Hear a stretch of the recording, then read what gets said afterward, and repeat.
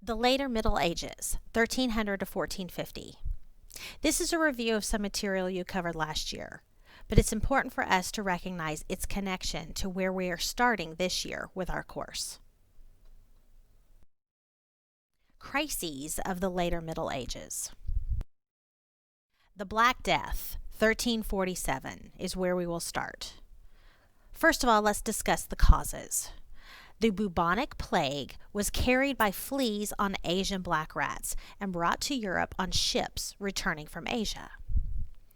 Overcrowding in cities and homes facilitated the spread of the disease. Poor sanitation in cities, garbage-filled streets, human excrement, and dead animals also contributed.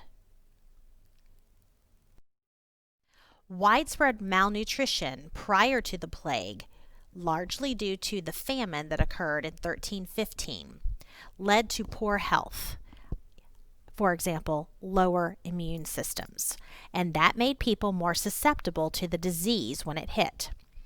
Poor hygiene also played a significant role. Upwards of 1/3 of the population of Europe died as a result of the bubonic plague. Here's a map of the Black Death. The economy in towns suffered significantly due to the plague. While in the countryside, they were less affected by the plague, but they were not affected at all. There were still effects of the plague in the countryside. It was just less severe than it was in cities because people did not live in as close proximity to each other in the countryside that they did in the cities. This image here shows you that plague doctors often wore attire such as seen above here, with the beak stuffed with spices or herbs that they thought would protect the doctor from the disease. It, of course, did not protect the doctors from the disease. In some areas, workers enjoyed higher wages as the supply of workers was depleted due to all of the deaths. Silver lining, I guess. The impact on the peasantry, however, was great. Serfdom will end in many areas of Western Europe due to the massive amount of deaths. Major peasant revolts occurred all over, but especially in England and France. The first enclosure of fields in Britain occurred as landowners needed better agricultural production with fewer farmhands. So they enclosed the common pasture lands that had been available to all for the pasteurizing of their animals during the Middle Ages. This was largely done for sheep herding and to increase sheep herding as a commercial venture. The best of the clergy also died, as they were the ones that stayed behind to help the sick and became infected as a result. Jews were often blamed for the plague and thus persecuted, as the, quote, outsiders living among the Christian majority, end quote, they were targets. This continued the age-old phenomenon of anti-Semitism in Europe that began with the Roman Empire, but will continue through the 20th century, and some would argue even today. Another crisis is the Hundred Years' War between 1337 and 1453. The cause of this war, ultimately, it was over the British-held territories in France. Great Britain controlled a huge chunk of French territory, and they had, since William the Conqueror of Normandy had conquered England and created the modern monarchy in England. By this point, by 1337, the English crown also laid claim to the Duchy of Aquitaine in France, due to the marriage of Henry II to Eleanor of Aquitaine. After some initial victories of the British in the first 50 years or so of the war, the tide started to turn in the French favor with the emergence of Joan of Arc on the scene, 1412 to 1431. She was a French peasant girl who claimed she heard voices from saints, and she persuaded the king that God wanted her to lead some troops to victory. She persuaded the king to allow her to accompany those troops ultimately in battle. In 1429, she led the French army to a victory at the Battle of Orleans, and this was during a crucial stage of the war. This ultimately allowed for the French heir to the throne that was being challenged by the British king. His name was, the French heir to the throne was Charles VII. He was ultimately crowned as a result of this victory. Ultimately, however, for Joan, it didn't end up so well. She would later be captured by the British forces and burned at the stake as a heretic for claiming that she heard the voice of God. This will turn the tide in the French favor. Here's a time lapse of the map of the 100 Years' War.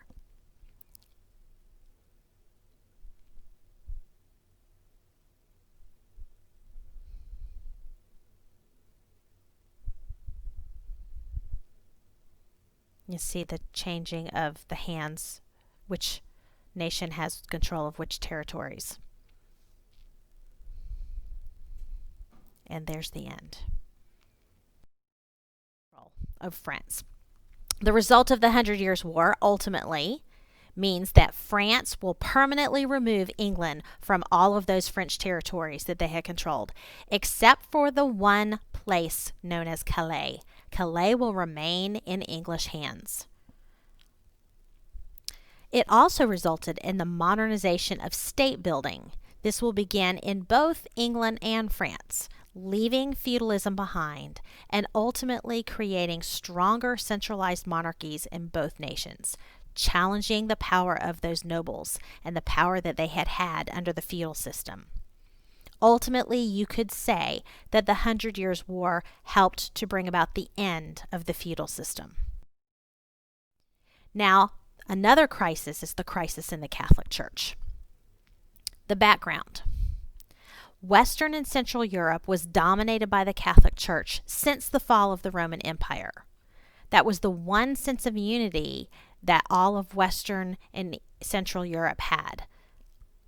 Religious authorities in many regions were more powerful than the secular authorities, even more powerful than the kings. Popes at times were the most powerful political figures in all of Europe.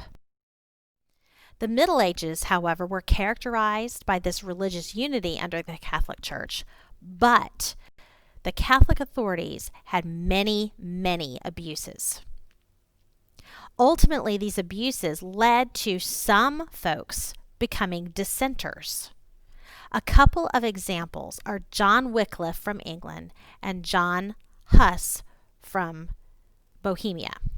John Wyclif believed the church should only follow Scripture. You could not trust the religious authorities, the actual men in power positions, so therefore you had to depend upon the Scripture for your guidance.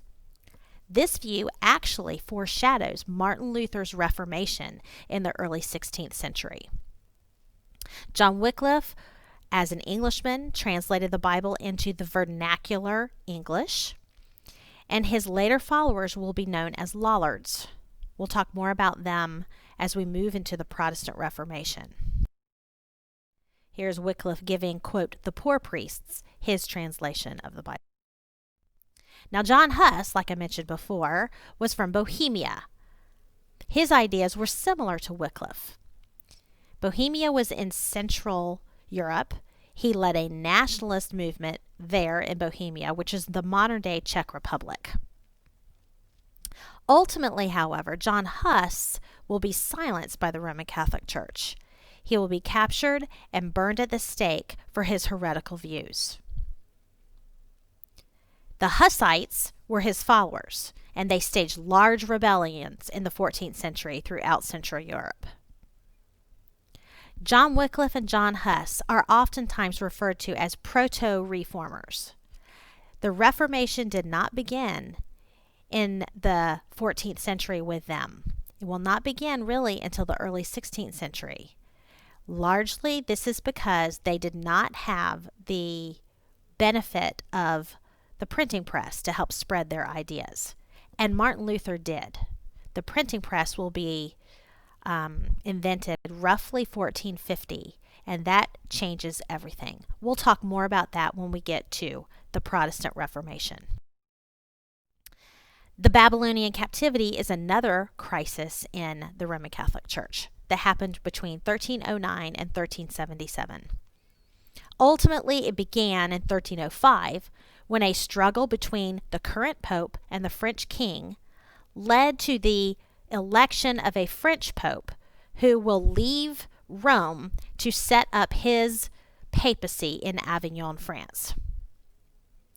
This will lead to 7 successive popes residing in Avignon and being elected by French cardinals. These 7 popes were seen as puppets to the French monarchy, and therefore the power of the papacy seemed to be diminished, and the reputation of the papacy outside of France was seen as lessened. This situation damaged papal prestige. Rome's economy also was damaged significantly with the papacy not residing there. This ultimately will lead to the Great Schism starting in 1377. This happens when 2 popes were actually elected, one in Rome, Italy, and one in Avignon, France, in 1377. Neither of them recognized the other. As a matter of fact, each excommunicated the other. So no one in Europe knew who the real pope was. It will eventually lead to an election of a 3rd pope, and none of them stepped down. So it was a mess. This further damaged the prestige of the church, and it will not be resolved until 1417. Another problem in the midst of the Great Schism was the Conciliar movement. It was attempting to end the Great Schism by ultimately trying to reform the church by creating a council of cardinals that would be more powerful than the Pope himself. It failed, however, as a movement. The newly elected Pope Martin V in 1418 ensured that papal power still remained supreme. The fall of the Byzantine Empire is another crisis in the late Middle Ages.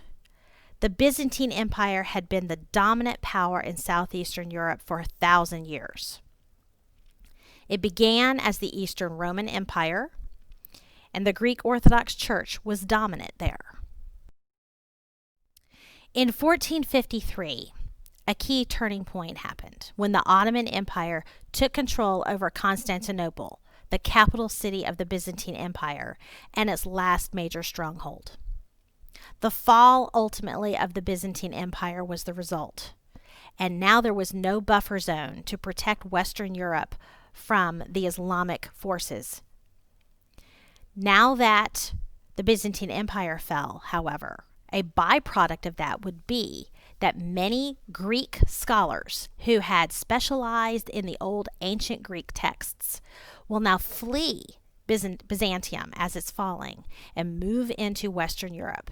They travel along the trade routes through the Mediterranean and land in Italy.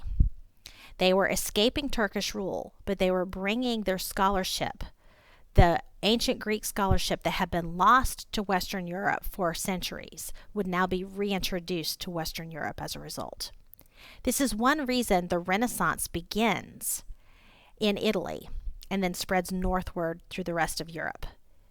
So a byproduct of the Ottoman Empire taking over the Byzantine Empire and the Byzantine Empire falling is the beginning of the rebuilding of Western Europe through the Renaissance, after all of the crises of the late Middle Ages took their toll. Ultimately, we'll talk more about that as we move into our Renaissance lectures. Constantinople, that capital city, would be renamed Istanbul, and it remains Istanbul today. It's the capital of modern-day Turkey. Thank you.